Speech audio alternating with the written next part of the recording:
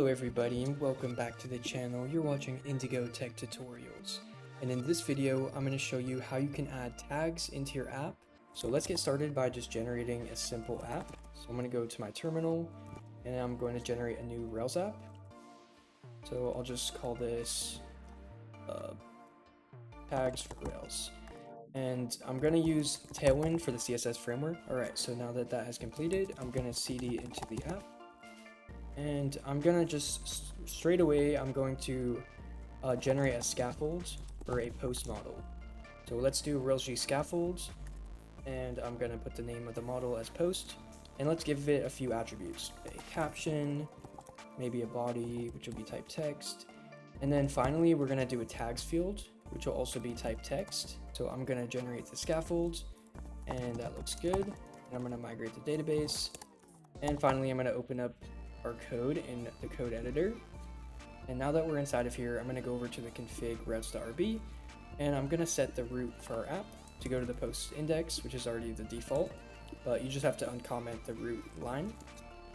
So now that we got this set up, I'm going to start the server with bin/dev, go in the browser and go to localhost port 3000, and you'll see this simple setup for our app. Right here on the post page, we can click new post, and we have a caption, a body, and then tags. But what I'm going to do is I'm going to add a library called Tagify, which is a JS library which will handle the tag field on the front end. And to add this, there's a couple different ways that we can do this. So basically what we need is we need the JS, and we also need the CSS. So for the JS, I'm going to add this with import maps.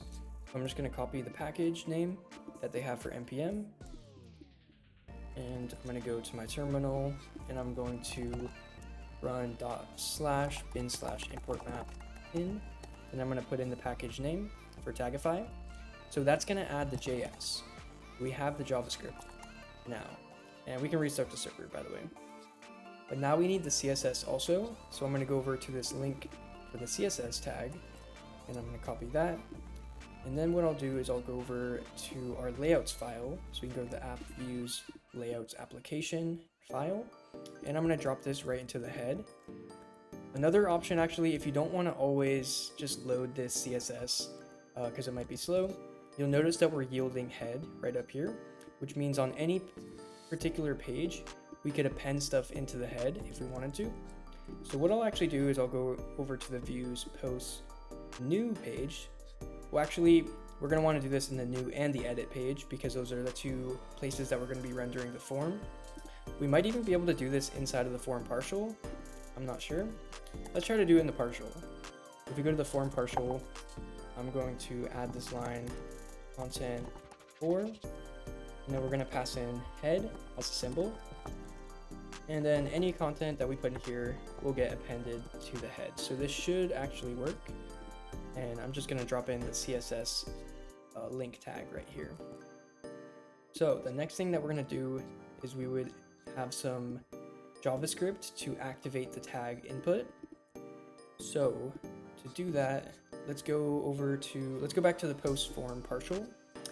And I'm actually going to change this field for the tags from a text area to a text field, which means it's not going to be as large as it's showing up right here.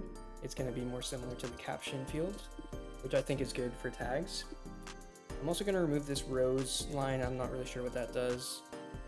And I guess we can leave the rest of this stuff. So if you reload, you'll see that the tags field has now gotten smaller, but it still doesn't work like a tag field. Like there's no way really, yeah, if you press enter, that just creates the post. It doesn't actually store this as a tag like I want it to do. So that's where the JS comes in, where we can initiate a Tagify element.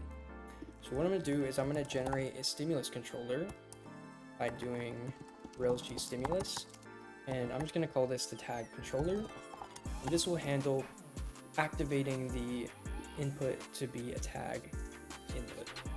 So if we go back to the form, I'm going to go to this text field, and I'm going to connect the stimulus by having a data controller line, and I'm going to set this to the tag controller. And that's all we have to do for this form. Now I'm going to go over to the tag controller JS, or I'm going to go to the stimulus controller. So if we go to the app JavaScript controllers, you'll see that there's a tag controller that we just generated. And now I'm going to bring the JS from Tagify into this. So the first thing we have to do is import tag. So we can say, just whatever they have here. So I'm actually gonna set this to a variable, and we can say this Tagify equals new Tagify, and then we're gonna pass in the element, which will just be this dot element.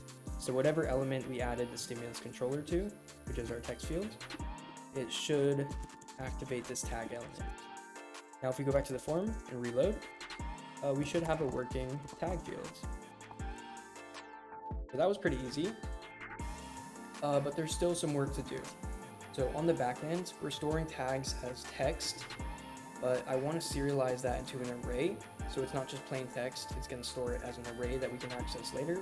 So let's go over to the models in the post.rb, and I'm going to add a line called serialize. We're going to serialize the tags field. The coder is going to be JSON, and the type is going to be array. So now what will happen is if we create a post, which I guess the caption and body are really important, what I'm focusing on is the tags. So if I add some tags here and try to create the post, we're actually going to get an error that the app can't serialize tags. It was supposed to be an array, but it was a string. And if you look at the string that we get, this is what Tagify returns by default. And it actually returns like a JSON hash or an array of hashes that convert to values. It's super weird. I don't know really why they do this. It's kind of crazy, but there's a way to fix this.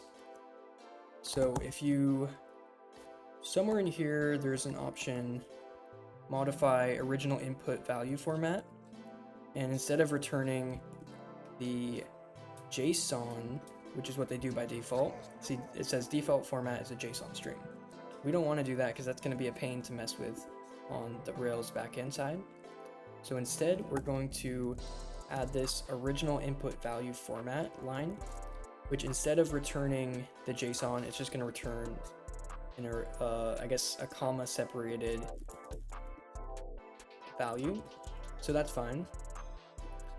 And then what we'll do is we can reload, and so now we're going to be passing in a comma separated string, which is still not an array like the backend's expecting. So it's probably going to cause another error if we try to submit this.